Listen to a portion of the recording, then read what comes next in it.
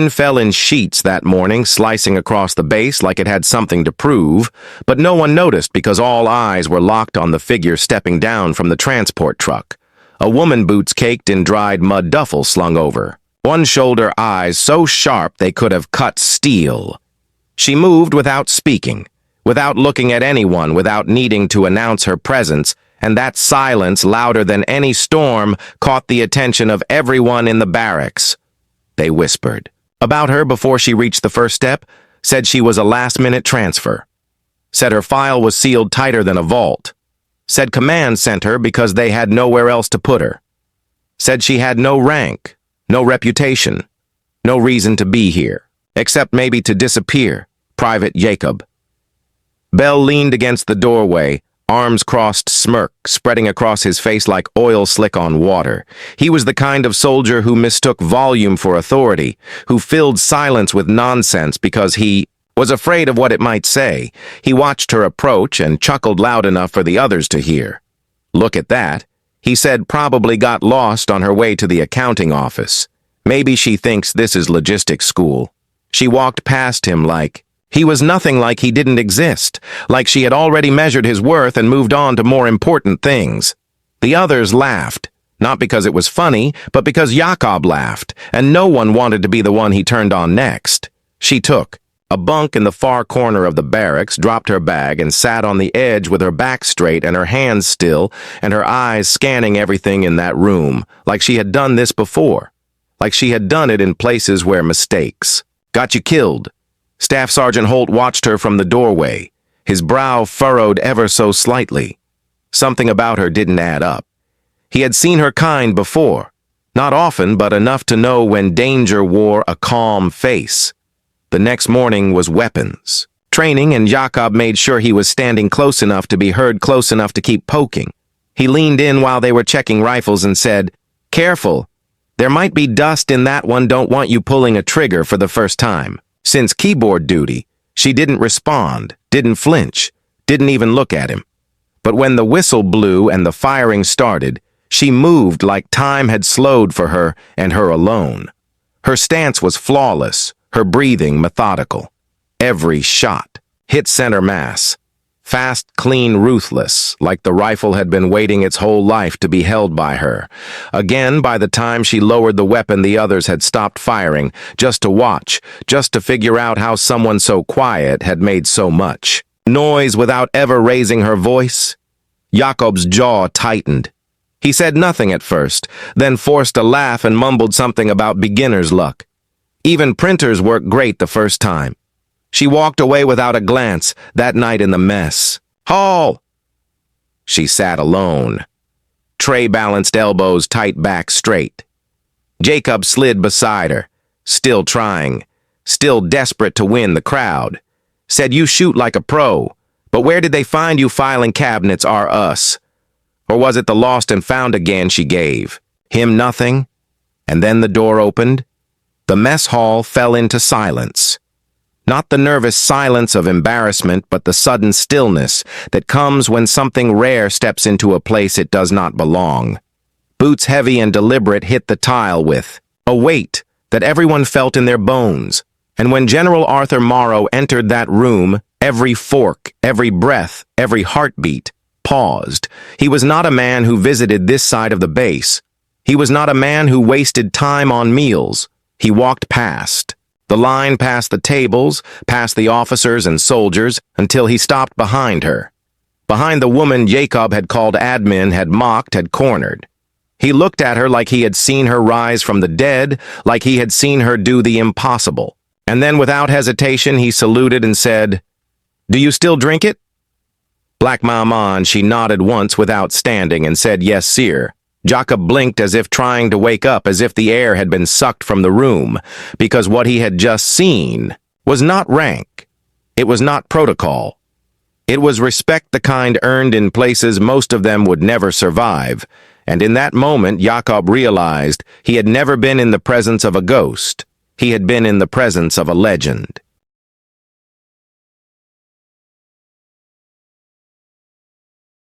The mess hall had never been that quiet before. Not even during power outages or surprise inspections. Not even when the colonel chewed out the entire squad in front of the new recruits.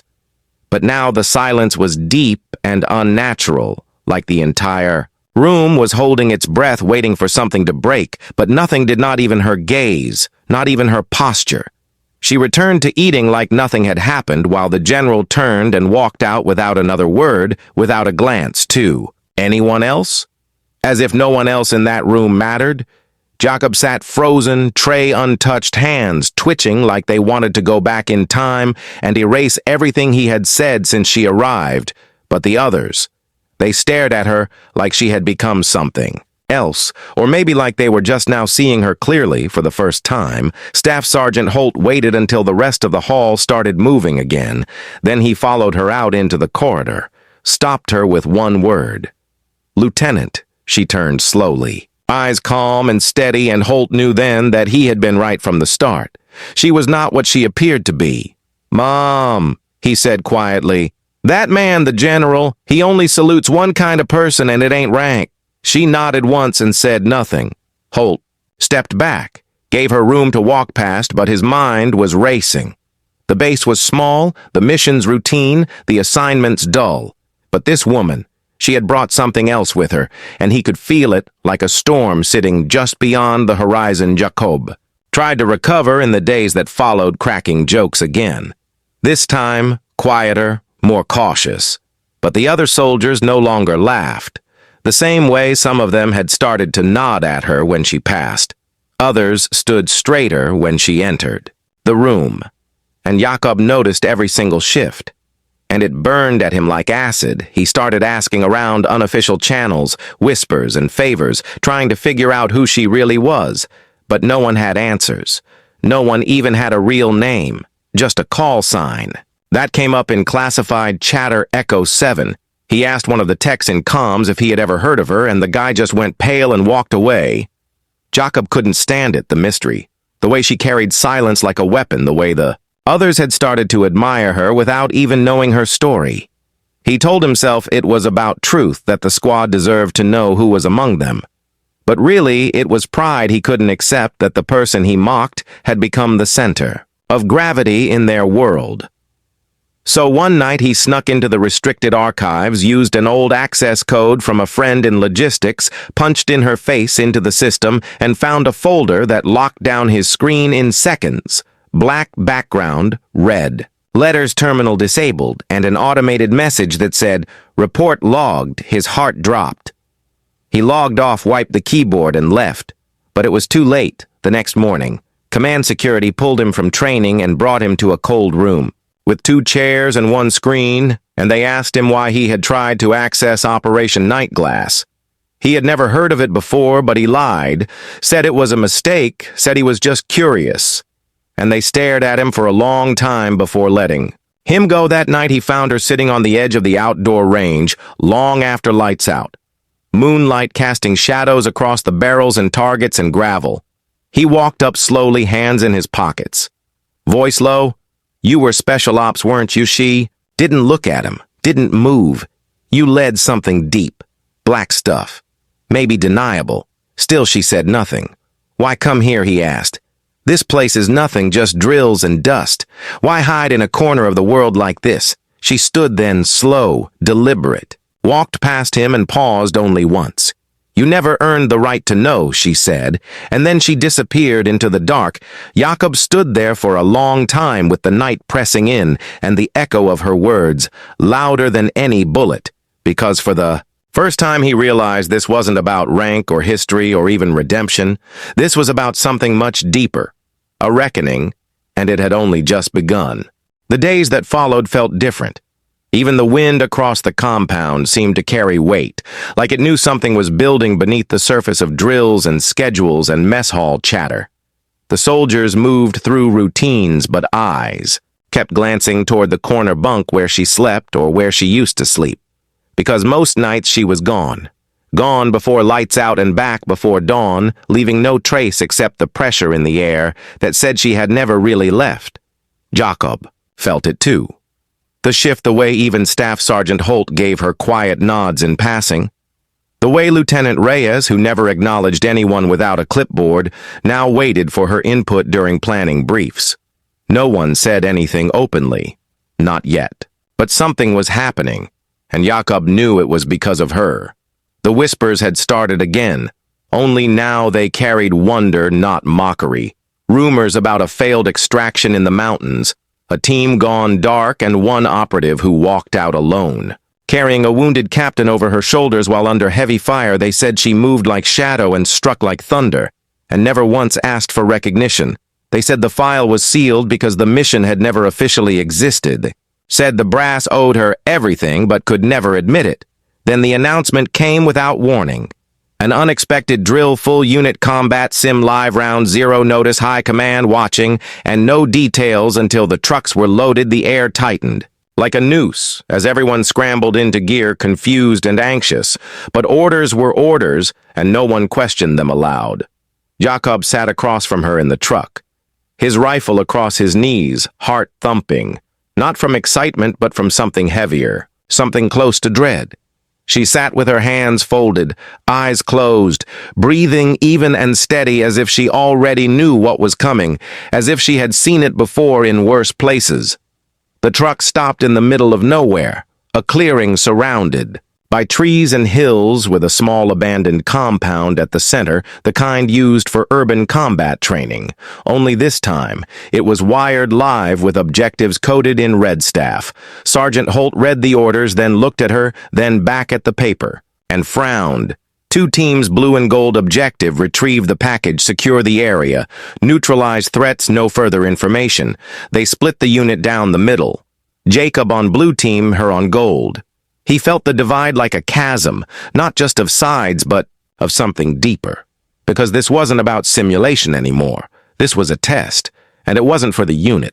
It was for her. The siren blared, and they moved into the zone. Jacob took cover with his fire team behind a rusted truck, watching windows and rooftops as paint rounds snapped through the air, but they moved too slow, their patterns too predictable, and within minutes, blue team was pinned down by coordinated ambushes. Gold team moved like ghosts, no sound, no wasted motion in every strike. Precise? She was everywhere. Jakob caught sight of her once through the haze, crouched beside a wall, signaling with 2 fingers and a nod. And 3 seconds later, the blue team flank collapsed as if she had seen it 10 minutes before it happened. His squad leader called for backup, but gold team jammed comms with electronic interference, real military-grade, not training gear. Someone had brought the real thing. Panic set in. Even though no one admitted it out loud, rounds clattered too close. Soldiers. Froze, someone called, hit and dropped, and Jakob felt the edge of something sharp moving through him, not the pain of failure, but the fear of irrelevance. The package was secured. Gold team extracted fast, clean, brutal. Blue team was left in fragments, surrounded and powerless when the whistle finally blew, and the sim ended. The silence returned, but it wasn't the same as the one in the mess hall. It was the silence of understanding. Everyone looked at her again. But now with awe, not confusion. Jakob sat on the ground, helmet off, sweat in his eyes and dirt in his teeth. And when she passed him, she didn't gloat, didn't speak, didn't stop. She just nodded once. Not with victory, but with closure later in the debrief. The observers used phrases like exceptional leadership and unparalleled field control, and Lieutenant Reyes asked her for after-action insights, while Staff Sergeant Holt leaned against the wall, watching Jakob with the look of a man who no longer had doubts. Jakob left the room before it ended, stepped into the night, and looked up at the stars that had never seemed so quiet. He understood now. This was not about stripes or medals or files. This was about what she carried inside, something forged in places the rest of them had only seen in nightmares, and the worst part, the most humbling part, was knowing she never needed to prove it to anyone, but did anyway, just to shut him up. The debrief was barely over when the orders came through direct from high command. A classified review session held behind 3 locked doors with no notes allowed, no recordings, no names, just eyes and memory and those who knew how to stay silent. even when the truth wanted to scream. Jakob was not invited, of course, but he lingered outside the hall, pacing like a dog that smelled something just out of reach. Inside, she stood before a panel of 4 unknown officers, one of them possibly intelligence, another with a delta patch long faded from sunlight. The general himself sat in the back, silent and unreadable, his presence enough to freeze any lie before it formed. "You are no longer Ghost Protocol," one of them said. Voice flat. "This is not a mission. Recall, this is a threat assessment." She nodded once and said nothing. They pulled out fragments of her record, the unredacted pieces, the ones that had bled through the firewalls, and the denials mission names no one recognized, casualties listed as 0 because the bodies were never found. Footage grainy and distorted, showing her moving through fire like smoke, controlling chaos with nothing more than instinct and memory. The panel asked her why she was here. Why this base, why now? And she answered, in words that made them shift in their seats, "Because someone is building again," she said. And this time they are not hiding. Outside, Jakob leaned against the wall, pretending not to listen. Even though he could hear nothing, only feel the weight of what was happening inside, he remembered the way she had moved through the sim, not just with skill, but with purpose. The way she had studied terrain like it whispered secrets to her, the way the others had started looking to her instead of their superiors. And he realized with a slow, creeping dread that she was not just better than them, she was something else. Something bred in fire and sharpened in silence. Later that night, she stood alone at the far end of the training field, staring at the distant hills as if they had spoken her name. Jacob approached slowly, hands out, palms up as if stepping toward a wild animal. "You knew this wasn't just a drill," he said. She didn't look at him, but he saw her jaw tighten just a little. "They're watching. This place?" she said softly. "Not this base.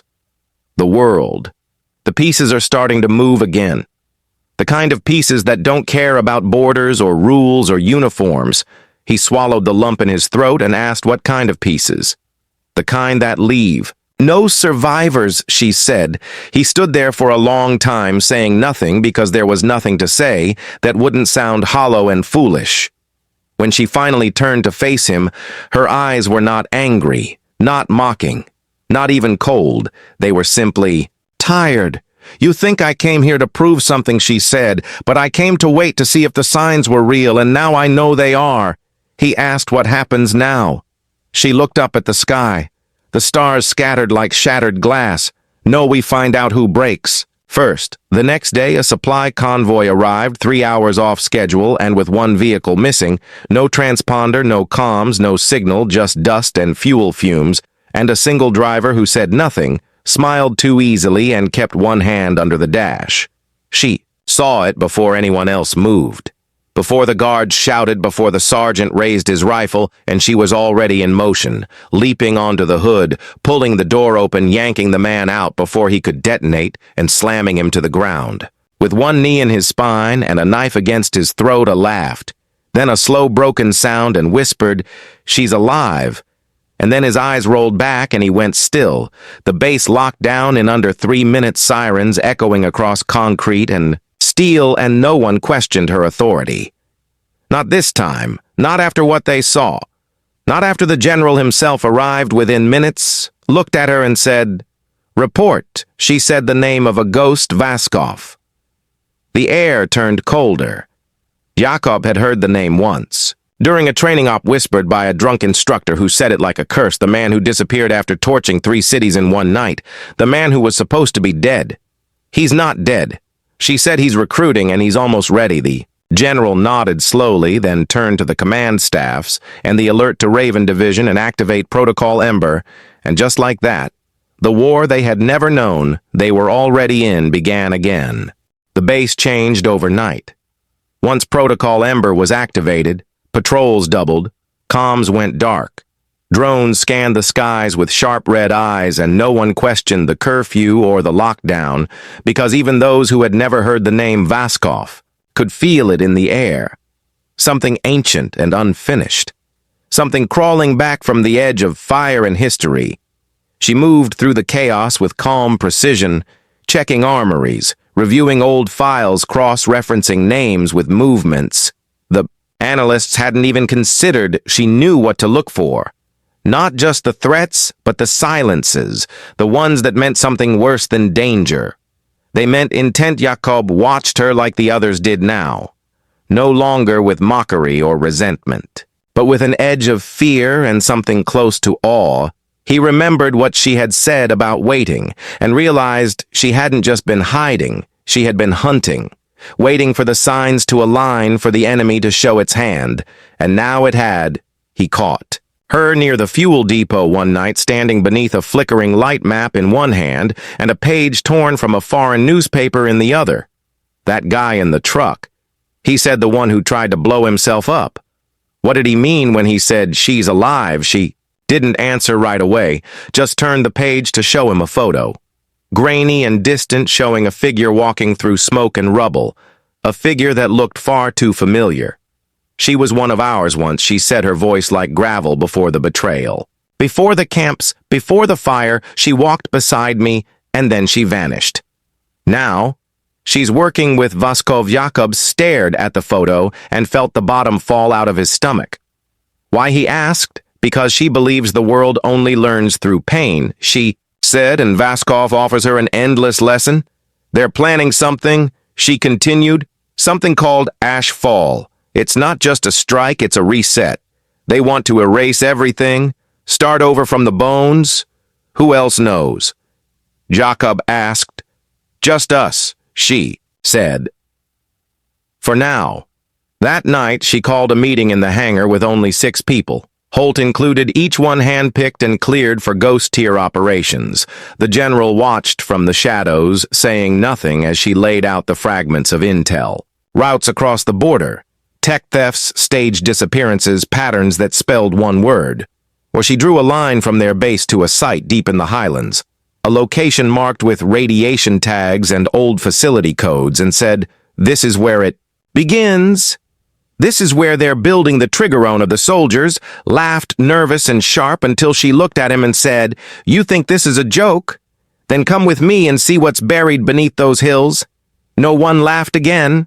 The mission was cleared in hours with no paper trail, no calls, just a nod from the general and a single code sent to her comms.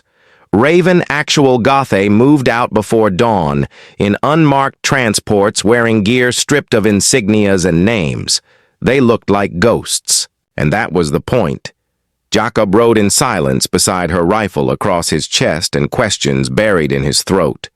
Finally, he asked the one that had burned the longest, "Why do you fight still after all you've lost?" She looked at him and said something he would never forget, "Because no one else walked out of that fire, and if I don't stop them, then it was for nothing."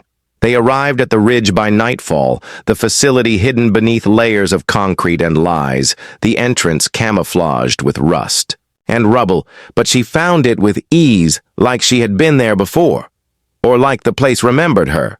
They breached the door fast and clean, silent takedowns as they moved through tunnels lined with dust and rot, and something else, wires that pulsed. With stolen power and symbols burned into the metal, "This isn't just a bomb," she said, "it's a statement." They reached the central chamber, and what they saw froze them all. A device the size of a tank humming with energy, its core unstable and its codes written in languages no one spoke anymore. And standing beside it was the woman from the photo, the one who had vanished, the one who had once called her sister, "You shouldn't have come." The woman said, and she replied, "You shouldn't have lived," and then the chamber erupted in fire.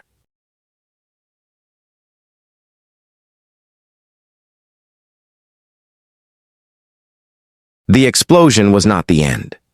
It was the beginning. The chamber buckled under the weight of flame and pressure, but she had already moved, grabbing Jakob by the vest and throwing him behind a steel support beam before the blast tore through the lower deck. The others scattered, some diving for cover, others pinned by debris and smoke, but her eyes stayed fixed on the woman standing in the fire untouched. "You were always late," the woman said, voice calm as Ashand. "You were always a liar," she replied, her knife already in hand. Jakob staggered to his feet. ears ringing, vision blurred. He saw them moving around each other like predators, not charging, not rushing, just circling with memories like blades between them. "We buried you," she said, voice low. "We burned the name and scattered the ashes." The woman smiled. "You buried what they told you was me, and you believed them. That was your mistake." Jakob tried to intervene, but the look in her eyes stopped him. This was not his fight. Not yet. Maybe not ever. The other soldiers regrouped behind the far wall. One wounded, two missing, and Holt yelling into a dead comm link. The device was still pulsing alive, but cracked bleeding sparks into the air, and the woman turned to it with a quiet reverence. "They won't." "Stop it now!" she said. "Even if you kill me, it's already counting down." "It's not a timer," she said, stepping closer. "It's a key, and you don't even know what door it opens." They clashed, then fast, brutal, graceful, like two storms colliding their knives. Flashing in the broken light, their movements so precise, Jakob couldn't tell who was winning. Only that both fought like they remembered every scar. This was personal, and it always had been. Holt managed to pull one of the missing from the rubble. Barely conscious, bleeding badly, and shouted for extraction. But no signal came, no satellite, no drone, no help, only silence and fire, and the hum of something ancient beneath their feet. Jakob looked at the device, realized its core was exposed and pulsing faster, and he understood it wasn't just a key or a bomb, it was a beacon. A call to something else. "We have to shut it down," he shouted, but no one heard him. Not even her, because she was bleeding now. Her arm cut her breath shallow, but she didn't stop, she didn't slow, and the woman laughed as if the blood meant nothing. "You never understood," she said, "even after all the deaths, even after what we did. I understood too well." She answered and drove her blade forward. But the woman twisted. Just in time, the knife skimming her ribs, not piercing deep, and with one final shove, she threw her back against the console, sparks flying, alarms shrieking. Jakob ran to her side, grabbed her before she fell, and tried to hold her up. But she pushed him away. "The device is syncing," she said. "It's linking to the other sites." "What other sites?" he asked, heart pounding all of them. She said and looked at him. Not with fear, but with certainty. "Take the others and run. Now." "No," he said, "not without you." "I wasn't supposed to leave that first time," she said. "You remember that." He did, though she'd never told him directly. He had read the fragments pieced together. The aftermath, the mountain, the fire, the captain.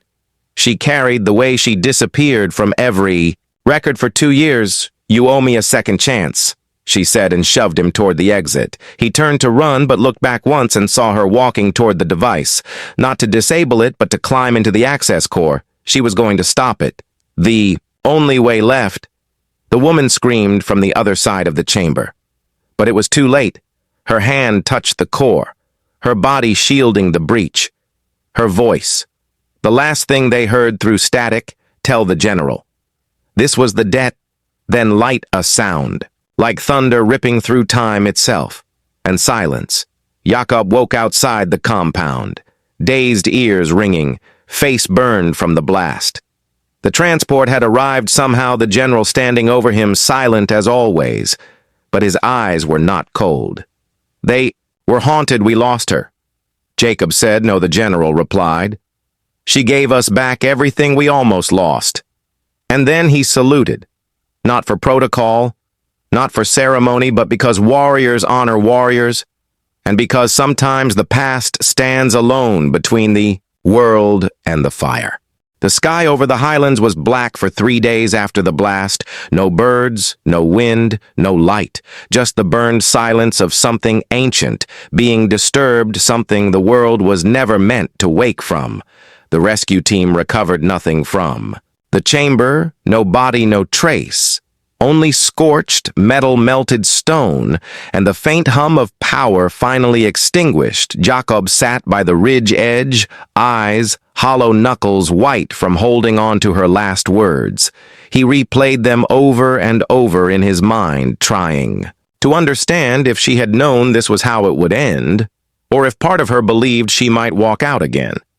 The general had said nothing during extraction, only watched as the base medics tended to the wounded, as the team was debriefed in silence. And as Jakob was called into a secured room and handed a sealed file with her name on it, "This was left for you," the general said, and walked away.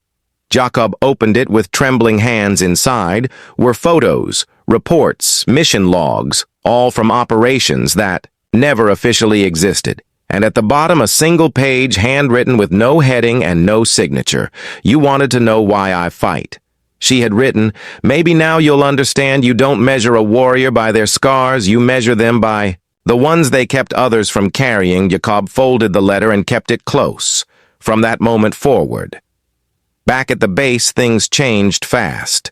The ones who had doubted her now wore her name like a shield. Some carved it into their rifles.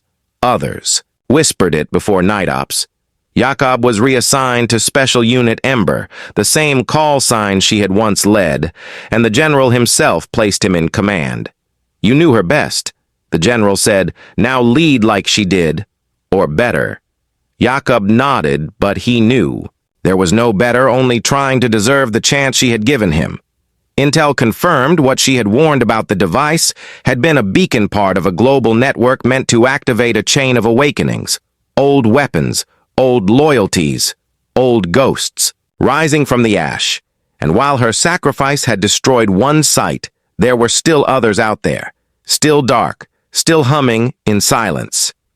"They call it Ashfall," Jakob said during briefing, "and it's not over." The team mobilized within 48 hours, tracking a new signal in the southern basin, a place buried in legends and forgotten coordinates as they flew low through canyons and shadows.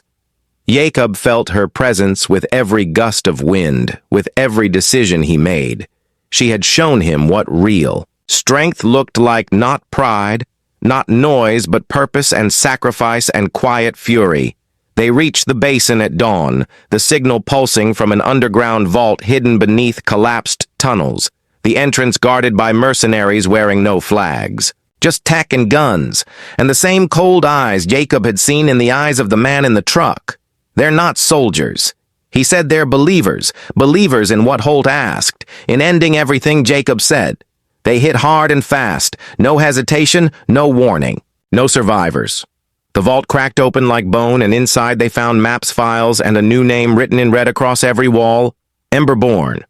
"What is it?" Holt asked. "A code name," Jacob said. "Maybe a project, maybe a person." He didn't say what he feared most. That it might be her, that somehow she had survived the blast. That somehow she had been changed by it. Or worse, claimed by it. He didn't share the dreams he'd been having, either.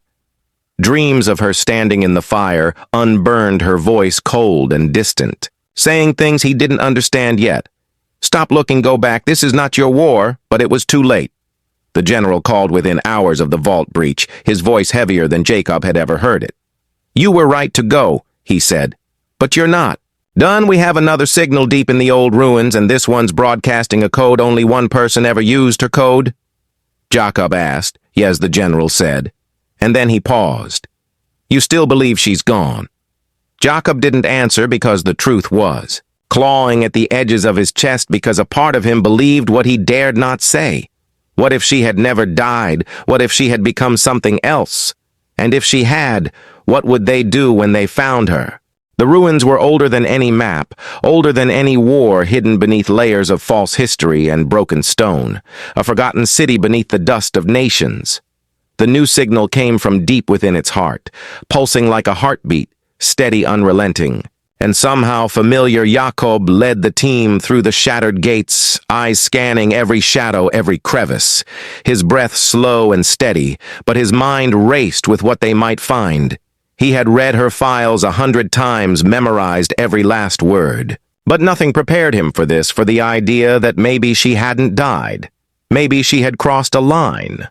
None of them could return from. They moved silently through narrow corridors, past murals worn by time and fire images of warriors and flames, of hands raised in defiance and others held in surrender. "Do you feel that?" Holt whispered, "Yes." Jacob replied, I feel her. The signal grew stronger as they descended winding staircases that opened into vast caverns where machines hummed with ancient power, where data screens flickered with languages not used in decades, and then the lights came on. A voice echoed through the darkness. Not through speakers, not through comms, but directly into their minds. A voice they all knew you shouldn't have. Kumholt froze his eyes wide. That's her. Jacob stepped forward slowly. Weapon lowered his voice. Steady. If you're alive, then talk to me. If you're still in there. Another voice spoke from the far side of the chamber. But it wasn't hers. It was colder. Deeper. You mourn her because you think she was lost. But what you saw was only a fragment, a sliver of what she was meant to be. Jacob turned and saw the silhouette step into view. She wore armor unfamiliar, layered with scorched plates and etched markings, her face hidden behind a mask with 3 glowing points. But the voice, the cadence, the weight in it was hers. What happened? He asked. What did you become? I became what the world needed, she said. I became the warning. You died in that chamber. He said. No, she replied. I shed what was broken, what was weak. I saw the truth when I touched the core. I saw the path forward, and it no longer needed permission. You're not her. Jacob said, his hands shaking. Aren't I? She asked, stepping closer. Or is this what you feared all along, that the woman you followed, the woman you believed in, would choose purpose over people? The team surrounded her, but she didn't flinch, didn't blink, just watched them with something like pity. You think Ashfall was about destruction. She said it was never about ending the world. It was about refining it. Cutting out the Jacob's voice broke then. You saved us before. Why not? Again, why this? Because I gave the world a second chance, and it spat on it. She answered. Because mercy was a mistake. Holt raised his weapon, but she moved faster than thought, disarming him and pressing him against the wall without effort. The mask shifting as if alive, revealing half her face, her eyes burning with something unnatural. Remember you, Holt, she whispered. You doubted me then, and you still do. Jacob aimed his weapon but hesitated. I need to know, he said. Is there anything of her left inside? She looked at him, and for a moment her face softened, just enough, just barely. You were the only one who ever asked why I stayed behind, she said. And I never told you because the truth was heavier than you deserved. Then she turned and walked toward the core at the center of the chamber, its hum matching the rhythm of her steps. This one is different, she said. It doesn't send a signal. It receives one, and the message is almost here. Jacob shouted for the team to fall back, but the doors sealed with a hiss of ancient hydraulics. The chamber locking them in, she stood at the console, fingers dancing across the interface light, reflecting off her skin like fire. You can't stop it, Jacob, she said. You never could. Then why bring us here? He asked. Because she said with a voice no longer hers. You needed to see what comes next, and the walls began to pulse with light, and the world above began to tremble, and every nightmare they thought they had buried began to wake. The walls of the chamber shook like they were alive, breathing with a pulse that was not mechanical, not natural, but something older, deeper, something forged in the forgotten heart of war. The signal was no longer just sound. It was sensation. A low vibration that crawled up their spines and made their bones ache, as if something beneath the earth had been waiting for centuries to hear its name. Jacob moved fast, pulling Holt to his feet, signaling the others to spread out, weapons up, eyes sharp, hearts pounding. The woman at the core was still her, and yet not her. Her face, part flesh, part metal, part something he could not name, and it wasn't just armor. Now it was becoming her skin, her soul, or what was left of it. You need to stop this, Jacob shouted. You can still fight it, I know you can. She turned slowly, eyes glowing like coals caught in the wind, and for one moment, just one, Her lips trembled the way they used to when she held back the weight of command when she stood alone. So others could stand it all. I already did, she whispered. I stopped it once, but they rebuilt it, and now I see the truth. You're not making sense. He said you were the one who taught us to protect, not destroy. No, she said, I taught you to choose, and you never. Didholt opened fire, then instinct raw panic bullets slamming into the console, sparking explosions across the walls, but she moved like smoke, like wind, untouched and angry. You never learned, she hissed and threw him across the room, bones snapping. As he hit the far wall and fell, still. Jacob ran to him, checked his pulse, faint but alive. Then looked up as the chamber shifted again, the ceiling cracking open like the sky itself wanted in. You don't know what you're doing, he said. I know exactly. What I'm doing, she said. I am cleansing the field. He stepped forward slowly, his weapon-lowered voice, calm the way she used to speak when others broke down around her. You once stood in front of a tank with no gun and no orders because you refused to let them fire on civilians. You once carried a boy 3 miles with a bullet in your spine because you said nobody gets left behind.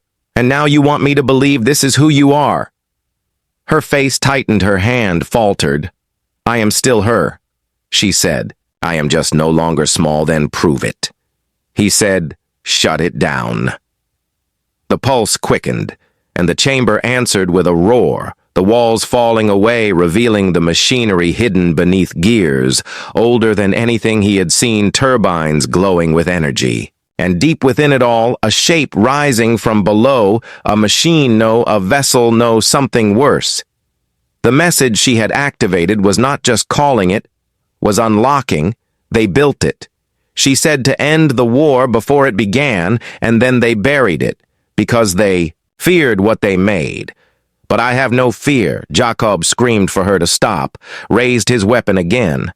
But this time her voice broke through his anger and into his memory. You think I want this, she said. I don't.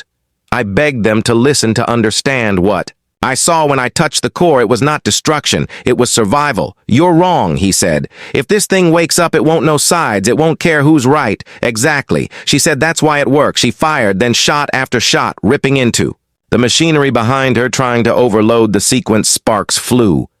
The chamber screamed back and the vessel shuddered, pausing halfway through its rise. You don't get to choose for us, Jacob said. Not this time, not like this. Her face changed then, the fury falling away into something almost human again, almost familiar. I carried so much for so long, she said, and no one ever asked how heavy it was. I know, Jacob said, and I'm asking now, let me carry it with you. The ground trembled, a final warning. The sequence reaching its end, she looked down at the control core, fingers shaking. I don't know if I can stop it now, she said. Then let me try, he said. She stepped back slowly, and he ran forward, typing faster than he had in his life, rerouting codes, overriding systems, reading through her patches. Her shortcuts, her logic built not for perfection, but for speed, for last stands, for moments just like this. She watched him silently and whispered, I should have told you back then, told me what he asked. Not stopping, not breathing, that I never left because I had to. I left because I was afraid I would stay for you. Then the code locked and the machine stilled and the silence returned until the floor cracked beneath them. The chamber groaned like a beast dying slowly as the floor split wide beneath their feet, and fire roared from the depths. The machine stalled, but its core still burned. The vessel had not risen, but it had not been destroyed either. It hung in stasis, frozen between death and awakening. Jacob reached for her hand, pulled her back from the ledge, and she let him. For the first time since she had come back from the fire, she looked unsure. Her armor cracked, her breath uneven, the mask gone, her face fully revealed, and it was her. It was always her. We can still destroy it, he said, voice shaking. We can still stop this before it finishes, before it learns, before it wakes. No, she whispered. It's already listening. He followed her eyes to the consoles. where symbols crawled across the screen in a language neither of them understood but somehow both recognized, not in words but in instinct. In Dread, it's not just a weapon. She said it's a memory and it remembers us. The others regrouped around. Them bruised, bloodied but alive, Holt limping, dragging two more with him, his voice dry and strained. "We need to go now before this whole place comes down." Jakob nodded, but she stood still, rooted like stone, like she had found her place and could not. "Be moved, you should go." She said, "This thing will not sleep forever, but I can delay it, give you time to warn the others, time to prepare, no." Jakob snapped. "Not again. You don't get to be the only one who stays." "Yes, I do," she said quietly. "I started this, you saved us." He argued again and again, over and over, "And if anyone deserves to walk away, it's you." But she shook her head slowly, eyes filled with something older than grief, older than duty. "You once said you never understood why I fought." She said, "Well, now you do." It was never about winning. It was about not letting them lose, not letting them forget what it costs to survive. He stepped toward her, but she stepped back, just out of reach, the firelight dancing on her armor. "I'm not afraid anymore," she said. "And I want you to remember that when they ask who shut it down, when they ask who stood at the gate, I won't lie," he said. "Then don't." She smiled. "Tell them everything." The general's voice cracked through the comms, then barely audible through. "The static, fall back now. Evac in 1 minute, the site's going under. Repeat, fall back." Jakob turned one last time, eyes locked with hers, and she gave the smallest nod. A goodbye, a command, a gift. Then he ran. The team barely made it through the upper corridors as the tunnels caved in behind them, fire chasing their heels, stone falling like thunder, the ruins collapsing under their own secrets. And beneath it all, she stayed not as a ghost, not as a sacrifice, but as a choice. The evac team pulled them. From the edge, as the valley sank into itself, dust rising like smoke over a battlefield long abandoned, they waited for her silhouette to emerge through the ash, but it never came. 3 days later, the general stood before the brass with her file in, one hand and her name on his lips. There will be no burial. He said no grave, no medal, but make no mistake, she saved more lives in that moment than any of us ever will. They asked what she was. The general answered simply. She was a soldier. They asked what. The machine wash answered. A warning. Jakob returned to base with her words echoing in his mind. He took command of Ember Division, rebuilt it from ash, not in her shadow, but in her image. Fierce, quiet, relentless. Her name was carved into the wall of heroes where no one would ever belittle her again. And every soldier who passed it paused and stood a little straighter, and every mission they ran carried her call SIG number. They never found another signal, but they listened just in case. And when Jakob sat alone under the stars, he sometimes thought he heard her voice in the wind. Not words, but presence. Not orders, but memory. You were right. He would whisper into the dark. You always were. And though she was gone, her fire never went out, because the world never forgot the woman who once was belittled, and made them all remember her name with reverence, with fear, and above all, with respect.